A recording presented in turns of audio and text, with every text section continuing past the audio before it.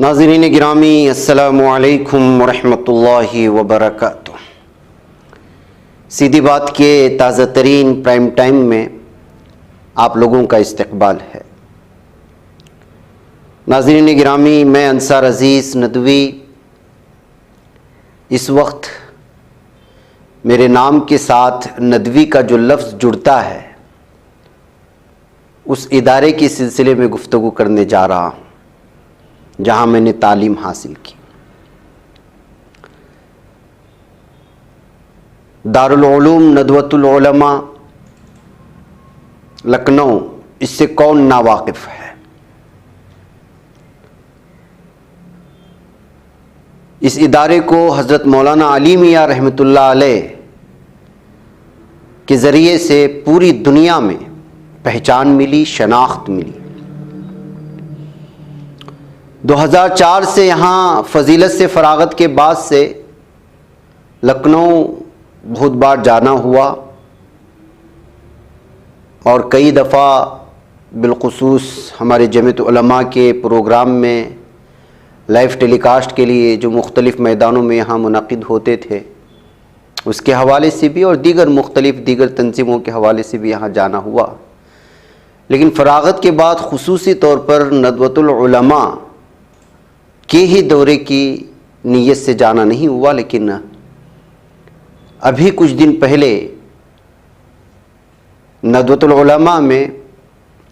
بالخصوص حضرت مولانا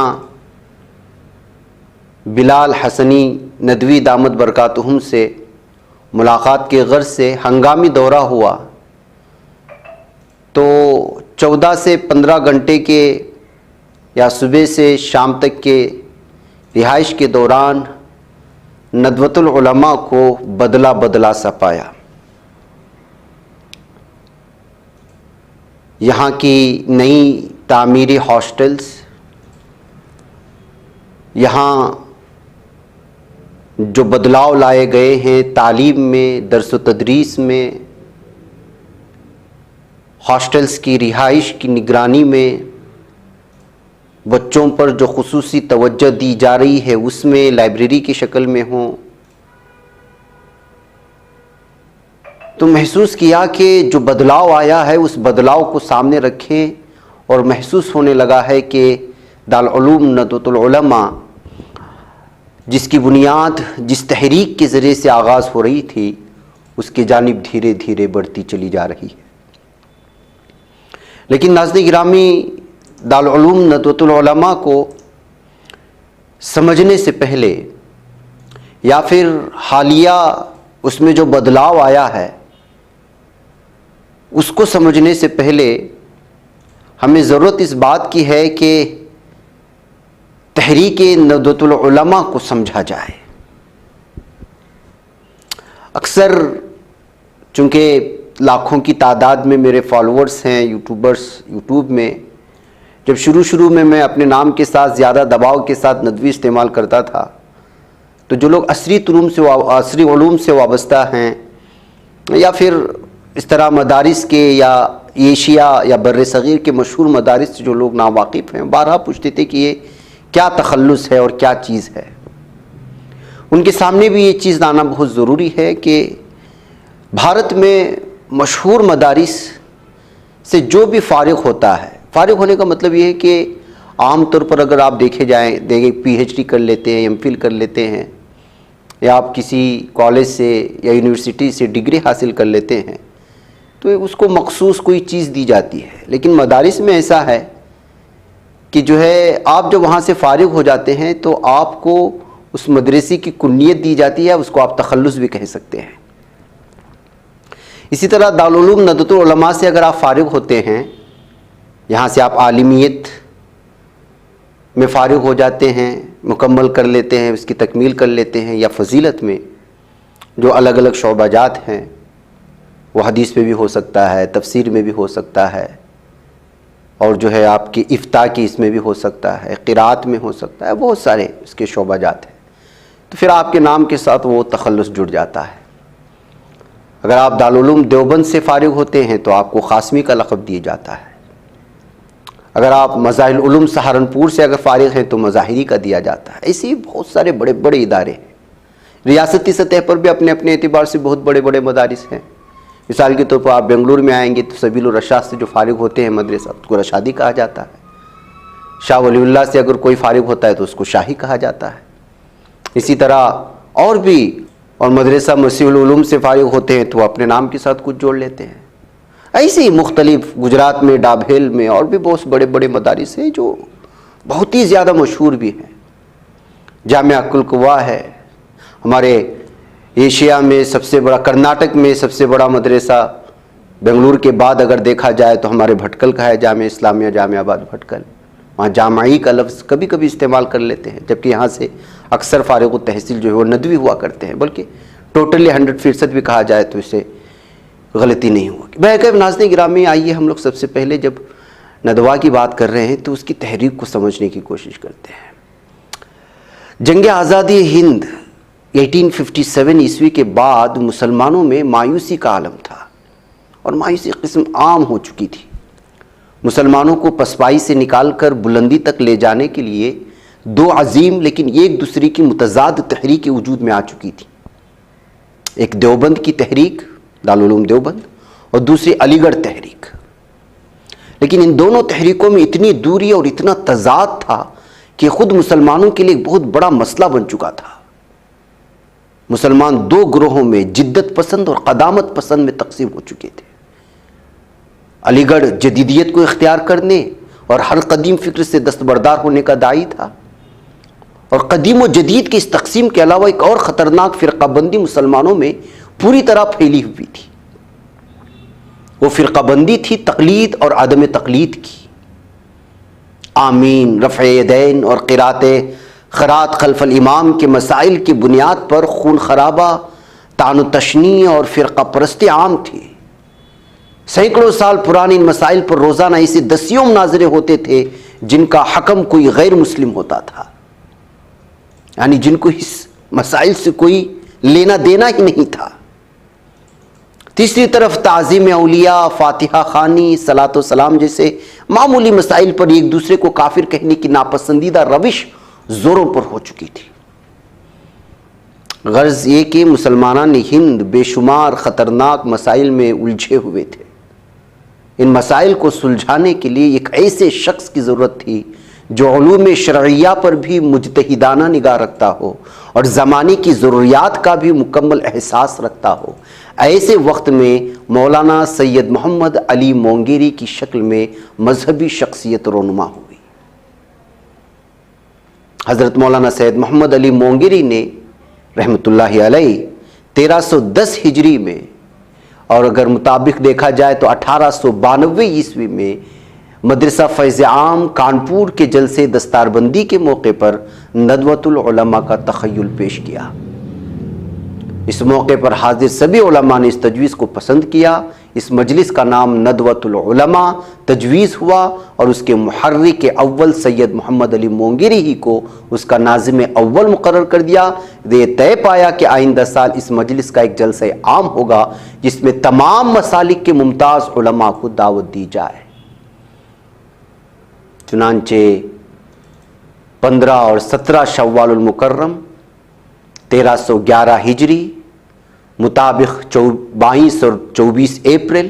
یعنی 22، 23 اور 24 اپریل 1894 عیسوی کو مدرسے فیض عام میں ندوۃ العلماء کا پہلا اجلاس عام منعقد ہوا. اس اجلاس میں خلاف قیاس کئی مختلف مکاتب فکری کی شخصیات جمع تھے. بنیادی طور پر ندوۃ العلماء کے 3 مقاصد قرار پائے تھے. اس میں اصلاح نصاب یعنی کہ جو کتابیں پڑھائی جائیں اس میں جو دین کی بھی کتابیں ہوں اور عصری علوم جس کو مانا جاتا ہے اس کی آمیزش ہو.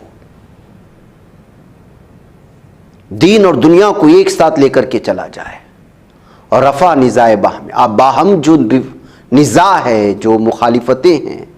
جو یہ ساری کچھ جو افضل اور مفضول کے درمیان میں جھگڑے ہو رہے ہیں، ان سب کو دور کیا جائے.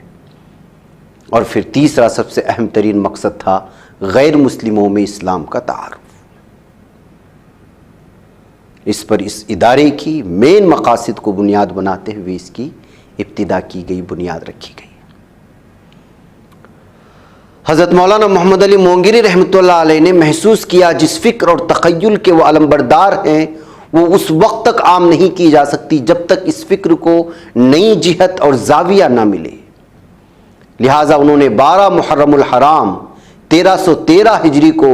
جلسہ انتظامیہ میں ایک دارالعلوم کے قیام کی تجویز پیش کی۔ انہوں نے پہلے سے تیار شدہ ایک وسیع خاکہ برائے دارالعلوم بھی مسودہ دارالعلوم کے نام سے پیش کیا اور ملک کے ممتاز اہل علم کو ارسال بھی کیا۔ اسی اجلاس میں قیام دارالعلوم کی تجویز منظور بھی ہو گئی، اور اس طرح سے ناظرین گرامی یہ سلسلہ آگے بڑھا، اور جس تیزی کے ساتھ آگے بڑھا وہ ساری چیزیں اس وقت جس چمن میں اس وقت بہار ہے، جس کے سینکڑوں نہیں لاکھوں کے فارغین آج دنیا کے کونے کونے میں اپنا فائدہ پہنچا رہے ہیں، وہ سب کے سب جو ہے اس وقت یہاں سے اس کا آغاز ہوا تھا، اور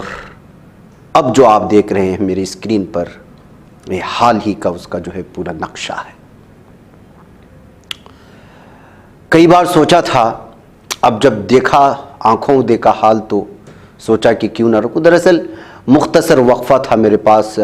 صبح پہنچا تھا اور شام میں میری روانگی تھی، تو اس درمیان میں جتنا ممکن ہو سکتا تھا دارالعلوم ندوۃ العلماء کو ہمارے مولانا عبدالسلام ندوی بھٹکلی کے ذریعے سے دیکھنے کو، بلکہ انہوں نے خود لے گئے، اور جو یہاں پہ تحقیقات اور نشریات کا سلسلہ ہے، جو ایک بہت بڑا کانفرنس ہال بنایا گیا ہے جس میں نئے طرز سے ساری سہولیات فراہم کی گئی ہیں۔ یہاں پر جو ہے آپ کو طلباء کو باقاعدہ ٹرین کیا جاتا ہے، آپ کو قوانین سکھائے جاتے ہیں، اس کے لیے نئے دور کی جتنی بھی نئی سہولیات ہیں طلباء کو فراہم کرنے کی کوششیں ہوئی ہیں۔ اس وقت جو درپیش چیلنجز ہے اس چیلنجز سے کیسے مقابلہ کیا جائے، ہفتے میں 1 2 3 4 ایسے اس کانفرنس ہال میں جو ہے مختلف قسم کے اجلاس منعقد کیے جاتے ہیں، اور طلباء کو وہاں پر سمجھانے کی کوشش ہوتی ہے۔ یہ جو نیا کانفرنس ہال بنا ہے وہاں اس کے سلسلے میں خود دارالعلوم ندوۃ العلماء کے استاد نے ہمیں سمجھانے کی کوشش کی ہے، آئیے مختصر سا اس کو سمجھنے کی کوشش کرتے ہیں۔ یہ پہلے ایک محجور سا حال تھا جس سے اتنا استفادہ نہیں تھا، مخصوص طبقہ یا طلباء کی ہی کچھ طلباء ہی استفادہ کرتے تھے، لیکن اس کے بعد میں ایک سب سے پہلے جس وقت مولانا کمال صاحب اور مولوی فیضان وغیرہ سب آئے، اور ایک بات یہ رکھی گئی کہ اس کو ایک حال کو اس میں ساؤنڈ سسٹم بھی بہت اچھا نہیں تھا، اور آواز بہت ٹکراتی تھی، ایکو بہت تھا، تو سب سے پہلے آواز اس کو سیٹ کرنے کے لیے ایک پروگرام رکھا گیا۔ اس کے بعد میں یہ ہوا کہ دھیرے دھیرے دھیرے دھیرے مولانا کمال صاحب نے کیا کہتے ہیں انجینئرز کو لا کر اس بات کی فکر کی کہ یہ ایک معیاری حال بن جائے جس میں کانفرنسز بھی ہوں اور ہمارے جو دیگر ندوے کے پروگرامز ہیں وہ اس کے اندر ہوں۔ اللہ کے فضل و کرم سے اس کے اوپر کافی جد و جہد کر کے اور اس کو کافی ماڈیفائی کیا گیا، اور ایک انٹرنیشنل لیول کے اعتبار سے اس کو تیار کیا گیا ہے۔ اس میں یعنی ساؤنڈ سسٹم بھی مختلف اعتبار سے جو انٹرنیشنل لیول ہوتا ہے، معیار ہوتا ہے، اس کے اعتبار سے رکھا گیا۔ اسی طور پر اس کے میں اے سی وغیرہ جو ہے اس وقت اے سی نہیں تھے، اے سی کا سسٹم یہ رکھا گیا تاکہ یہاں پر ساؤنڈ ہال کے اندر نہ ہو، تو اس کو اوپر باہر کی طرف نکال کر آپ اس کو دیکھیں، یہ دولاب قسم کی یعنی الماری ٹائپ کے جو اے سی ہیں وہ لگائے گئے۔ اس کے علاوہ ناظرین گرامی ندوہ کے تحقیقات و نشریات جہاں سے مختلف بلکہ ہر مہینے یہاں کے اساتذہ کی کئی کتابیں شائع ہوتی ہیں اور دنیا بھر میں جاتی ہیں، اس ادارے کی ذمہ دار عالم دین سے یہاں کے استاد سے بھی ملاقات کا شرف ہوا، سمجھنے کی کوششیں ہوئی،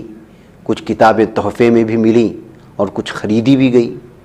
تو ناظرین گرامی کتابیں اور دارالعلوم کا مطلب یہ ہوتا ہے کہ آپ کو ہر شعبے میں علم میں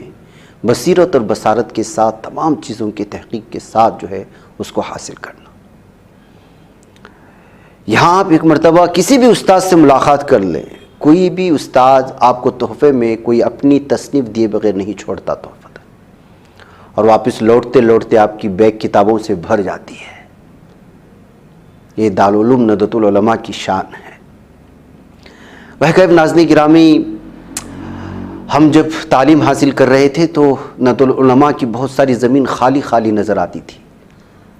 اب سوائے یہاں کھیل کے میدان کے اور مہمان خانے کے سامنے موجود ایک چھوٹے سے پارک کے کہیں بھی خالی جگہ نظر نہیں آتی. ایک تو دنیا بھر سے آنے والے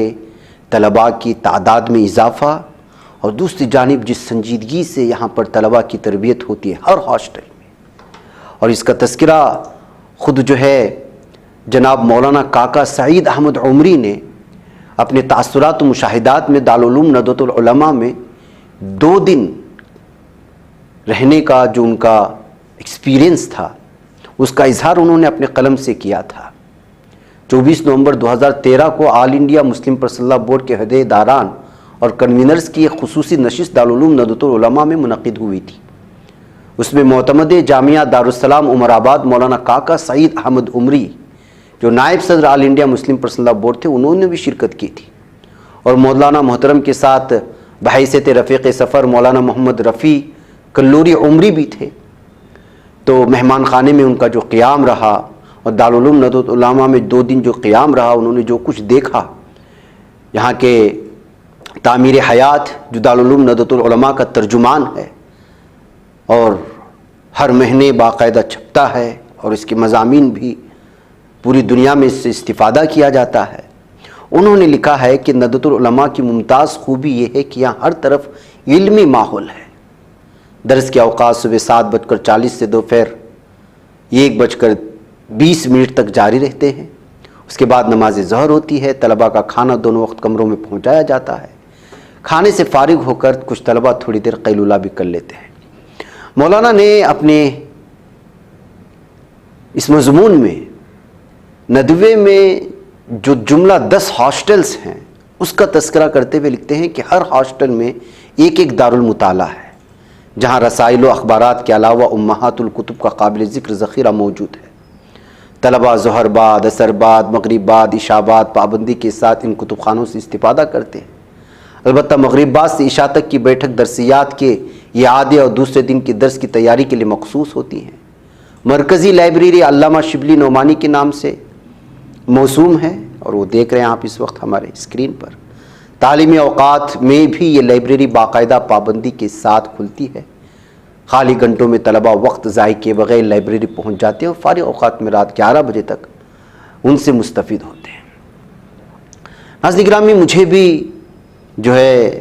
یہاں ہاسٹل سلیمانیہ، ظاہر سی بات ہے کہ تمام ہاسٹلز کو دیکھنا چاہیے تھا، لیکن میرے پاس صرف 14 گھنٹے کا یہ وقفہ تھا اور رات میں فلائٹ بھی تھی. ہمارے مولانا عزیز بھٹکلی صاحب جو میری میزبانی بھی کر رہے تھے، میرے استاد بھی ہیں، انہیں بالخصوص اپنے ہاسٹل لے گئے، اور جس سنجیدگی کے ساتھ بچے فوری طور پر مغرب کی نماز ہوتے ہی 5 سے 10 منٹ کے وقفے کے دوران بغیر کسی تنبیہ کے، بغیر کسی کی آواز لگائے اٹھو بیٹھو، دروازہ کھولو نکلو، اس طرح کی آوازیں لگائے بغیر جس طرح طلبہ سنجیدگی کے ساتھ آتے ہیں اور خاموشی کے ساتھ اپنے اپنے درسیات کے مطالعے میں یا پھر جو غیر درسی مطالعے میں منہمک ہوئے ہیں، اس سے محسوس ہوتا ہے کہ ایک نیا پروڈکٹ وہ جو ہے نکلے گا اور ساری دنیا میں چھا جائے گا. یہی تو ہے کہ آپ ترقیات کے لیے جب تک آپ کتابوں کا مطالعہ نہیں کریں گے، نالج ہی سب کچھ ہے. آپ کے پاس جس قدر علم ہوگا اس قدر آپ کی زبان چلے گی. لیکن آپ جتنا بھی بولنے میں تیز و ترار ہوں، جتنے بھی آپ کے پاس الفاظ بھرے پڑے ہوں، بیان کرنے کا انداز نرالا ہو، لیکن آپ کے پاس نالج نہیں ہے، علم نہیں ہے، مختلف شعبوں کے ہیرا پھیری سے، اس کی اونچ نیچ سے، آگے پیچھے ہونے کے ان تمام کے تمام جو ہے زاویوں سے آپ کو جو ہے اگر علم نہیں ہے تو پھر آپ کی زبان چاہے جتنی اچھی ہو، جس قدر آپ بول سکتے ہو اتنا قدر بول نہیں سکتے، اس کی اہمیت بھی نہیں ہوتی. یہی وجہ ہے کہ دارالعلوم ندوۃ العلماء میں حیرت انگیز طور پر یہاں پر آپ کو کسی بھی فکر کی تبلیغ کی اجازت نہیں ہے،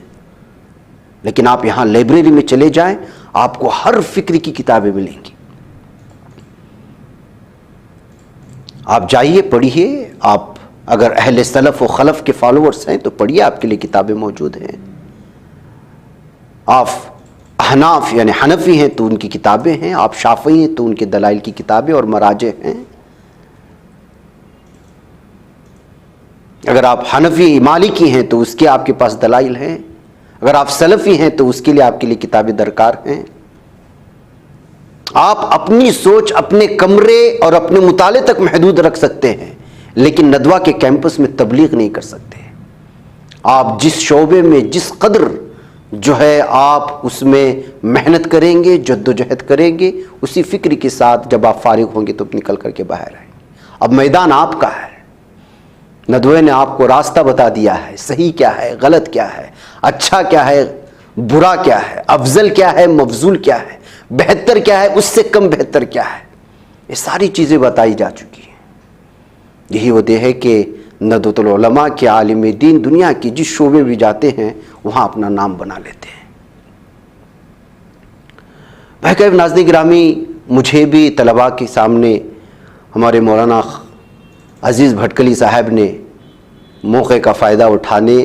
کا، مجھے بھی استفادہ کرنے کا موقع دیا، وہاں کے حالات مجھے سمجھائے اور بتایا، اور طلباء کو بھی جو ہے جتنا ممکن ہو سکتا ہے میں نے مطالعہ جس قدر تیزی کے ساتھ ہوگا اور جس اہمیت کے ساتھ ہوگا، جس سنجیدگی کے ساتھ ہوگا، اس کا کتنا فائدہ ہو سکتا ہے وہ بتانے کی کوشش کی۔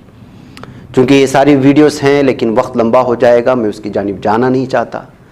تو یہ جو اس وقت بدلتا ندوہ ہے اس نے بہت سارے پیغامات دیے، اور کہا کہ جو یہ بات بتائی جاتی ہے کہ علماء کرام کو جو ہے وہ ساری چیزیں نہیں دی جا رہی ہیں، علماء کرام کو مدارس میں ساری چیزیں دی جاتی ہیں، ان کے لیے ہر میدان دیا جاتا ہے۔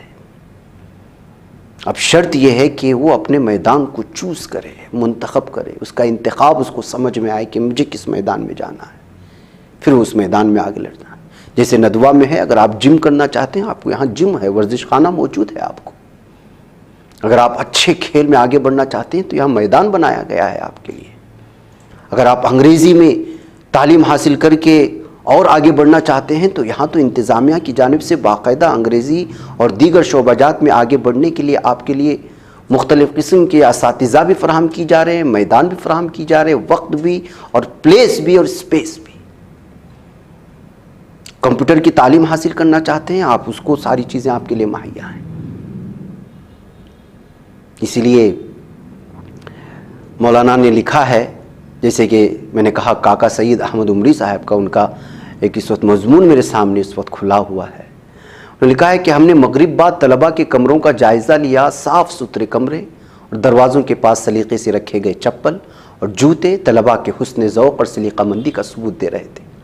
ہر کمرے میں خوبصورت پردے لگے ہوئے تھے۔ پوچھنے پر معلوم ہوا کہ طلباء اپنے کمروں کی کھڑکیوں وغیرہ کے پردوں کا انتظام خود کر لیتے ہیں۔ اور مولانا نے اس اپنے مضمون میں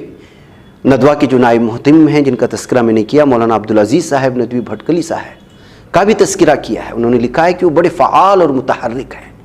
طلباء کی تعلیم و تربیت کے سلسلے میں نہایت فکر مند رہتے ہیں، تعلیم و تربیت دونوں میدانوں میں طلباء کی تعمیر و ترقی کے سلسلے میں سرگرم عمل رہتے ہیں۔ ان کی تربیت کا یہ انداز ہمیں بہت پسند آیا کہ وہ دونوں وقت کے کھانے میں اپنے دسترخوان پر کچھ ایسے طلباء کو مدعو کر لیتے ہیں جنہیں تربیتی نقطہ نظر سے کسی بات کی طرف متوجہ کرنا ہوتا ہو۔ انہوں نے ذاتی کوششوں سے کئی لاکھ روپے اپنے مختلف احباب کے تعاون سے جمع کر کے ہر فن کے مراجع کی مختلف کتابیں خرید کر ہاسٹل کے تمام کتب خانوں میں رکھوائی ہے۔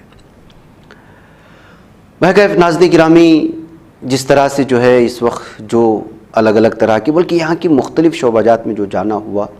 ہر شعبے میں مجھے جو ہے یہاں پر ترقیات نظر آئیں، نئے نئے ہاسٹلس بن چکے ہیں۔ جیسا میں نے کہا کہ جو آج سے 20 سال پہلے جس طرح کا ندوہ تھا، ہمیں خالی اسپیس نظر آتا تھا، ظاہر سی بات ہے کہ ہر جگہ اب ہاسٹلس نئے ہاسٹلس، مسجد بڑی بن گئی اور جو ہے جگہ تنگ ہونے لگی ہے، اور تعلیم اور تعلم میں، اساتذہ میں، درس و تدریس میں تبدیلیاں لائی جا رہی ہیں۔ جو پہلے جس طرح کی آزادی تھی اس طرح کی آزادی اس وقت طلباء کو میسر نہیں ہے۔ تو ایسی صورتحال میں ناظرین گرامی سوچا کہ کچھ پل کو جو ہم نے یہاں گزارا کچھ سال، اس کو یاد کرتے ہوئے حال کی کچھ تبدیلیاں آپ لوگوں کے سامنے لائیں، اور جو خصوصیات ہیں ندوۃ العلماء کی، جو لوگ بہت دنوں سے ندوی کے سلسلے میں سوال کرتے تھے کہ آخر یہ ہے کیا چیز جو ہمارے جو ہے مدارس سے یا ایشیا کے بڑے بڑے مدارس سے جو لوگ ناواقف ہیں ان کے سامنے جو ہے ساری چیز پیش کرنی تھی. مجھے اجازت دیں، انشاءاللہ تعالیٰ پھر موقع ملے گا. اس تحریک اس لیے کہ اس تحریک کے اور ان کے بانیوں کے مولانا علی میاں رحمۃ اللہ علیہ کی، اپنی علامہ شبلی رحمۃ اللہ علیہ کی، علامہ سید سلیمان ندوی رحمۃ اللہ علیہ کی، ان کی جو کوششیں ہیں بانیان میں سے ہیں، ان کی ساری چیزیں اگر سامنے لاتی جائے تو نہ جانے کتنے ایپیسوڈز چاہیے. مختصر وقت میں اتنا لمبا خاکہ اتنے بڑے ادارے کا کھینچا نہیں جا سکتا. میں تو اپنی معافی ضمیر تھی جو ادھر ادھر کے الفاظوں کو اکٹھا کر کے آپ لوگوں کے سامنے رکھ دیا ہے. بصورت دیگر دارالعلوم دیوبند ہو، دارالعلوم ندوۃ العلماء ہو، یا پھر آپ کا مظاہر العلوم ہو، اور اس سے بہت بڑے بڑے ادارے جو یو پی میں بھی پائے جاتے ہیں، بہار میں بھی پائے جاتے ہیں، گجرات میں بھی پائے جاتے ہیں، کرناٹک میں بھی پائے جاتے ہیں، ادھر کیرلا میں بھی پائے جاتے ہیں، ادھر تمل ناڈو میں بھی پائے جاتے ہیں. ان کی اپنی اپنی لمبی لمبی تاریخ ہے، ان کے بانیان کی اپنی اپنی جد و جہد اور قربانیاں ہیں. یہی تو وجہ ہے کہ آج بھی بھارت میں لاکھ کوششیں ہو رہی ہیں اسلام سے دور کرنے کی، مسلمانوں کو مساجد سے دور کرنے کی. کیا کیا سازشیں ہو رہی ہیں، لاکھوں کروڑوں روپے کا پیسہ صرف اور صرف مسلمانوں کو مساجد سے دور کرنے کے لیے خرچ کی جا رہی ہیں. باقاعدہ ایک تھنک ٹینک بیٹھ رہا ہے کہ آخر مسلمانوں کو ان کی اسلامی شناخت سے دور کیسا کیا جائے. ایسی صورتحال میں جو ان کے سینے پر پوری مضبوطی کے ساتھ بیٹھے ہوئے وہ اہدی مدارس تھے، جو پہلے بھی بیٹھے ہوئے تھے، آج بھی بیٹھے ہوئے ہیں، بہت بڑا کردار ادا کر رہے ہیں بھارت میں، بالخصوص مسلمانوں کی اسلام کے تحفظ کے لیے. اس لیے ہمیں سے ہر شخص کو، چاہے مسجد کا معمولی سی رات میں یا مغرب کے بعد یا صبح کی نماز پڑھائے جانے والا شبینہ، یا پھر صبح پڑھائے جانے والا مکتب ہو، یا پھر دارالعلوم دیوبند ہو، یا دارالعلوم ندوۃ العلماء ہو، اسی طرز کے بڑے بڑے جو مدارس ہیں یا جو پڑھائے جاتے ہیں، جو اساتذہ ہیں یا پڑھنے والے طلباء ہیں، ان کی تمام لوگوں کی ایک ہی اہمیت ہے. درجات بدل سکتے ہیں، لیکن وہ نورانی قاعدہ پڑھانے والا ہو، یا پھر دارالعلوم دیوبند میں یا دارالعلوم ندوۃ العلماء میں بخاری شریف کا درس دینے والا ہو، سب کے سب ہمارے بچوں کی اور آنے والی نسلوں کی ایمان کی حفاظت کر رہے ہیں. اس لیے جب کبھی بھی آپ تعاون کے لیے ہاتھ بڑھائیں تو سب سے پہلا تعاون کے لیے اگر کوئی صحیح موقف ہو سکتا ہے، صحیح جگہ ہو سکتی ہے، تو مدارس ہیں. اس لیے کہ جس تیزی کے ساتھ باطل ہمارے ایمان کو خدغن لگا کر کے ہمیں ان سے دور کرنے کی کوشش کر رہا ہے، عصری علوم کے راستے سے، ٹیوشن کے نام سے، انسٹیٹیوشن کے نام سے، کوچنگ سینٹرز کے نام سے ہماری بہنوں پر جس طرح کی قدغنیں لگ رہی ہیں، ان کو ان کے اسلام سے دور کر کے اپنے مذہب کے قریب کرنے کی جو کوششیں ہو رہی ہیں، ان تمام چیزوں میں سب سے بڑا کردار جو ادا کیا جا رہا ہے ایمان کو بچانے کی، وہ انہی مدارس کے ذریعے سے ہے. لہٰذا اس کا تحفظ بھی اور اس کو مضبوط کرنے کی ذمہ داری بھی، وہ چاہے راستے پر لگانے والا، ٹھیلا لگانے والا ہی کیوں نہ ہو، یا پھر جو ہے وہ کروڑوں پتی جو جس کا صرف جو ہے ماہانہ اخراجات ہی لاکھوں کروڑوں میں جو خرچ کیوں نہ ہوتے ہوں، سب کی ذمہ داری ہے کہ وہ ان دینی قلعوں کی حفاظت کرے، تاکہ کل جب ہمارا انتقال ہو تو نماز جنازہ پڑھانے کے لیے کوئی نہ کوئی رہے، اور اس کو نماز جنازہ میں پڑھائی جانے والی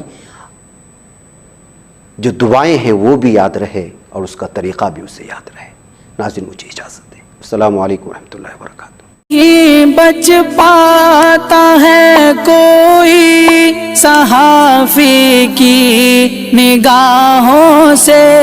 ملاتا ہے یہ لوگوں کو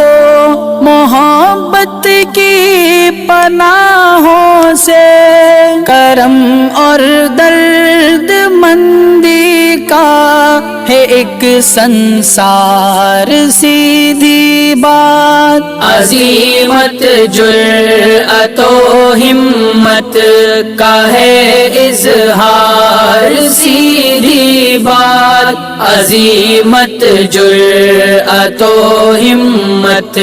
کا ہے اظہار سیدھی بات. یہ چینل حق نگر بن کر کچل دیتا ہے فتنوں کو،